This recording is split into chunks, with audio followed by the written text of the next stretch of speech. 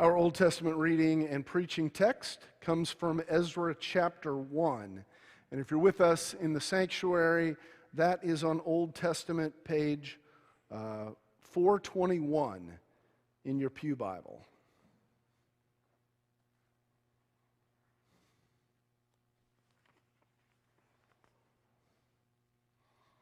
Ezra chapter 1.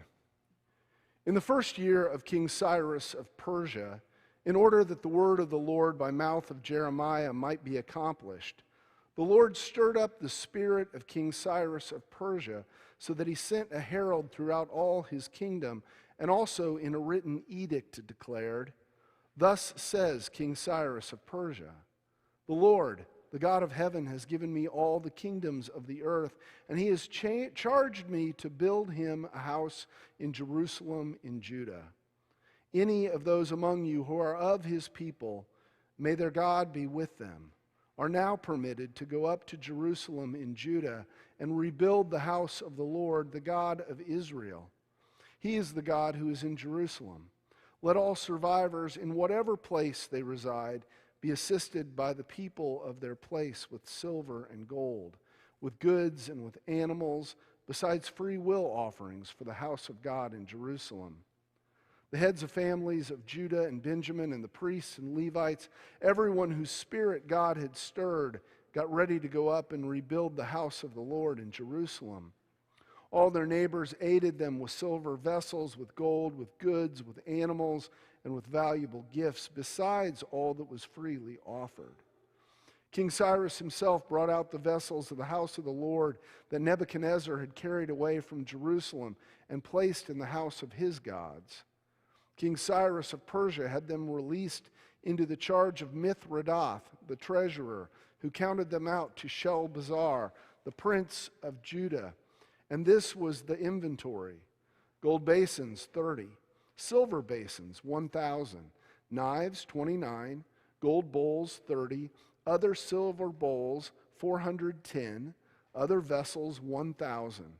The total of the gold and silver vessels was 5,400. All these Sheshbazzar brought up when the exiles were brought up from Babylonia to Jerusalem.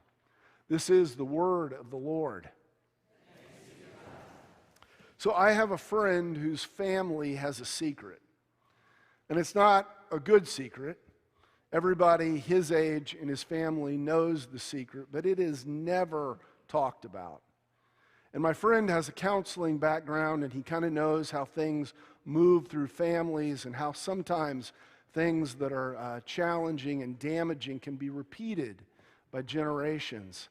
And so my friend decided he was going to do something to address that. He was going to try to help that not play out through his generation.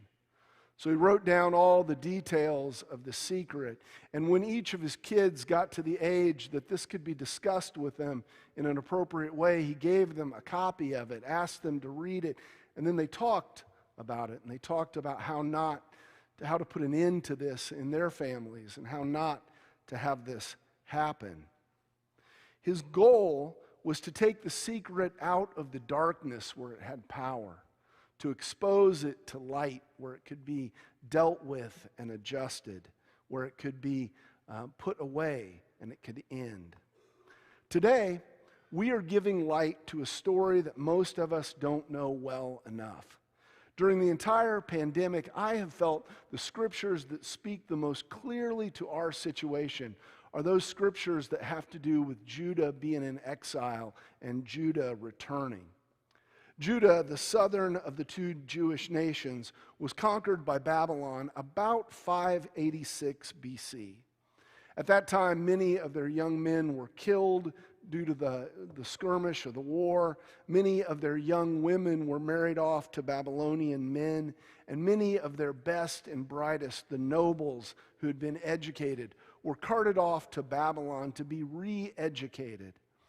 And the goal of this was to kill their identity as people of Judah. The hope that the Babylonians had was in one generation, these people would no longer see themselves as Judeans. The Babylonians did this to other countries too. Their hope was that in a generation, they would see themselves as Babylonians. Now, while Judah was in exile, Babylon was conquered itself. It was conquered by the Persian king Cyrus. And the Persians had a different view of how you deal with conquered peoples. And they did not care at all about the Judeans someday seeing themselves as Persians. So over time, they started letting the Judeans go back to Jerusalem, go back to Judah. So for the next several weeks, we're going to walk along with this process of Judah, going from people in exile to people not in exile. We're going to be looking at the books of Ezra and Nehemiah. These two books actually, if you go way back, were understood as one book. So at times you'll hear me say things like the books of Ezra or Nehemiah or Ezra and Nehemiah. At other times you'll hear me say the book of Ezra and Nehemiah. Both are appropriate for our understanding. And the goal during this time is to tell the truth about the story of our spiritual ancestors. How they returned from around 70 years of captivity in another country. Now I want to tell you, there are parts of this story that are wonderful and encouraging. There are parts of this story that are deeply disappointing and painful. But we're going to tell the truth about what happened, even the parts that don't paint our spiritual ancestors in a good light. Now, some of you might be asking, why are we going to do this now, and why would we do this at all? You see, we're at whatever stage we are in this pandemic. Much like the exile, this experience has separated us from family, friends, and churches. We've suffered, and we still don't know exactly how this is going to play out. We don't know fully what is to come. So at this time, when the future is close but still has an element of where it's unclear, we're going to tell the truth about our past, and we're going to hope to learn things from it that we can apply today. Now, as we begin today, I want you to think of a loss that you've experienced.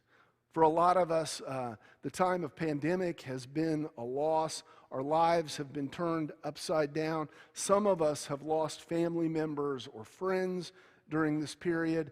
Others of us don't know anybody who died, but we knew people who suffered greatly. Some with long COVID, where debilitating symptoms have continued. But even if those of you that depend on this, have gone through this experience, didn't experience the worst of physical experiences, you still suffered as community and your pattern of life was altered. Now, when I say loss, some of you say, Mark, COVID's not the real loss in my life. There's this other loss, or there's these other losses that for me have been a lot bigger. It is totally fine to think about those things, to process those things as we go through. But what's most important is to meet these people in the same place they are, where they had experienced this gigantic loss. They were torn from their roots. Many of them were carried away. Several others were left with no military, no national structure, no religious structure to protect or guide them. And they existed in this reality for around 70 years. But today we are looking at a really good day. Today is the first time when a person of power said, you can go back. You can start heading back. You can start fixing all that's going on in your own country. You can start being a people again. King Cyrus is the one that's in charge of the exiles. And before he even tells them what they can do, I hope you noticed the text said that this is happening because God put it in motion. It says the Lord stirred up the spirit of King Cyrus. God did this so his word that came through the prophet Jeremiah would happen. And this is something that the Bible does over and over and over. It talks about someone of power, a king, an emperor, a rich landowner, and it talks as even though they have all this power, they are under the authority of God. Even their immense power bows down to that of the Almighty. And my question for us as we walk into this is, do we believe that? Do we really live like we believe that's the way things are? You know, many of us in our church don't like our current president. Many of us in our church don't like our former president. But there is great peace offered in two things. Understanding that when God says it, when God declares it, it is a guarantee that it's always going to come about. It's always going to happen. And understanding that the actions of all persons, even those with immense power, are still under God's authority. Okay, this doesn't mean that they're robots, that they always make decisions that God is behind, that they don't do things that are horrible and tragic, things that God would never be about.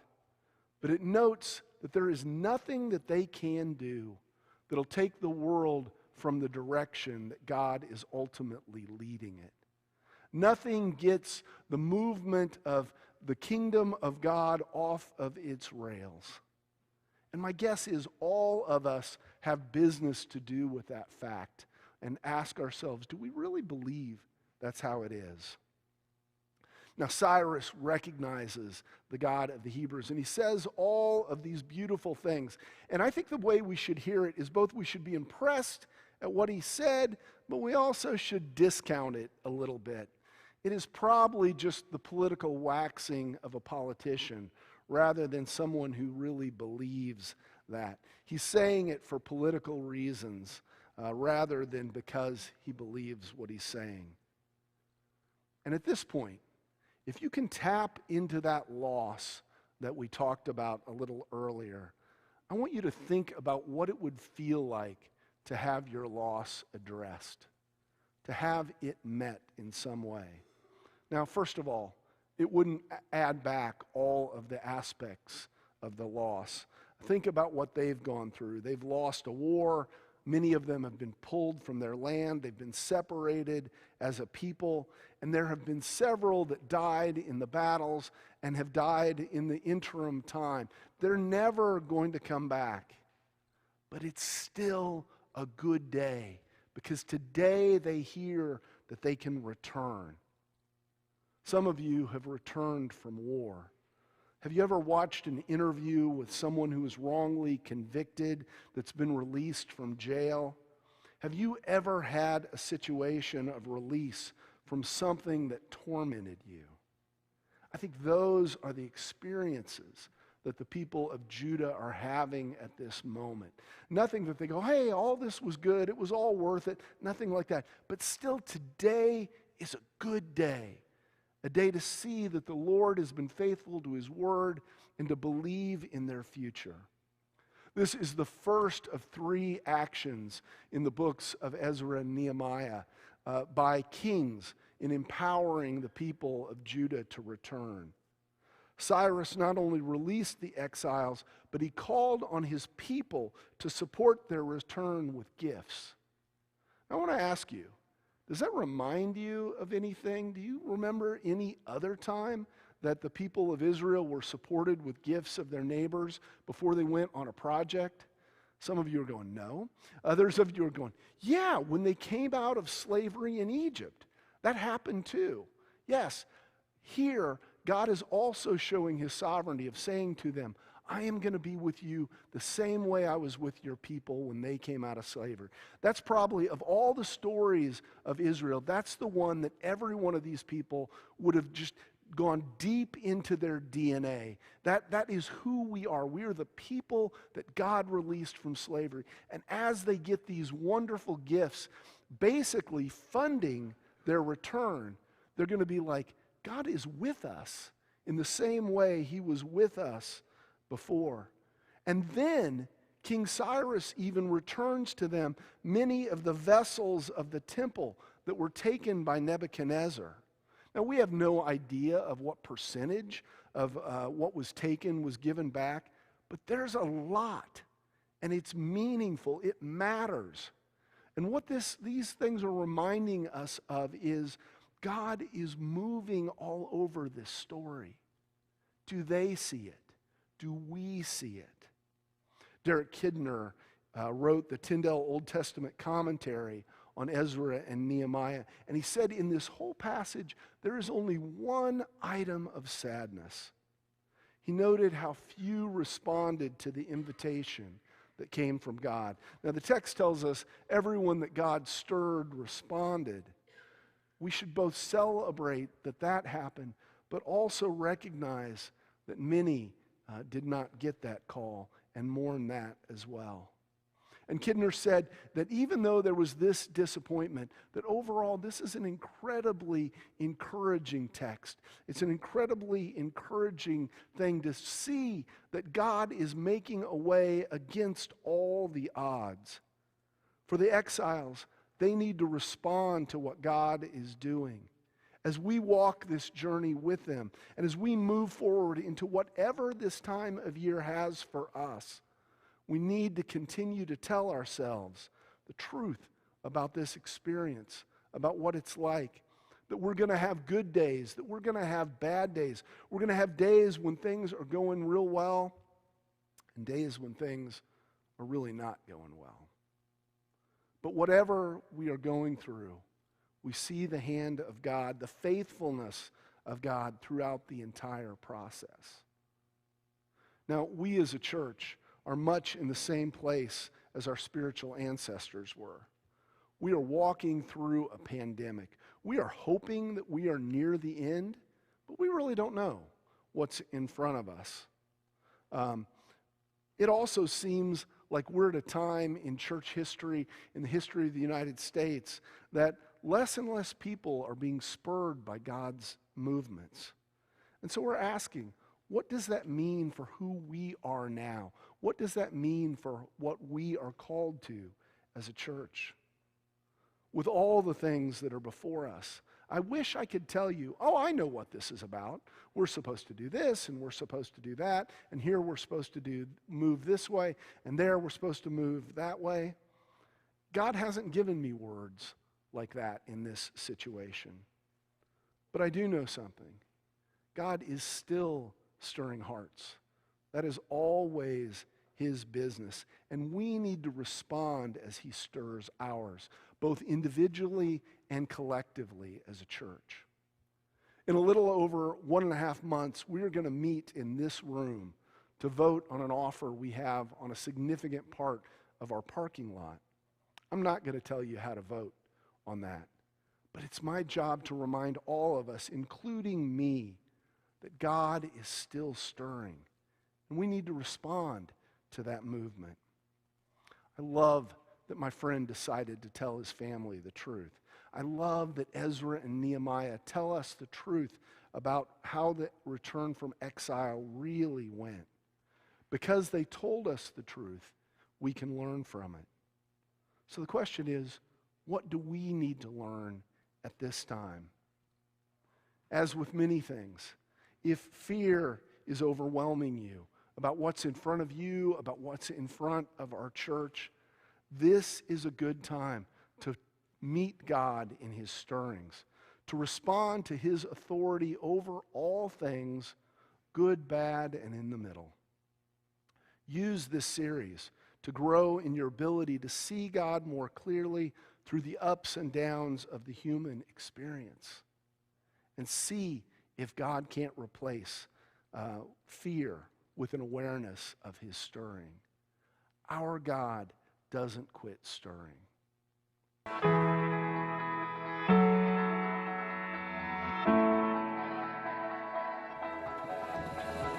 Become part of a community that seeks to glorify God, to make disciples of Jesus Christ, and meet human needs. Join us at First Presbyterian Sundays at 8:30 and 10:55, or watch us on My 11 every Sunday morning at 9. We welcome you. Come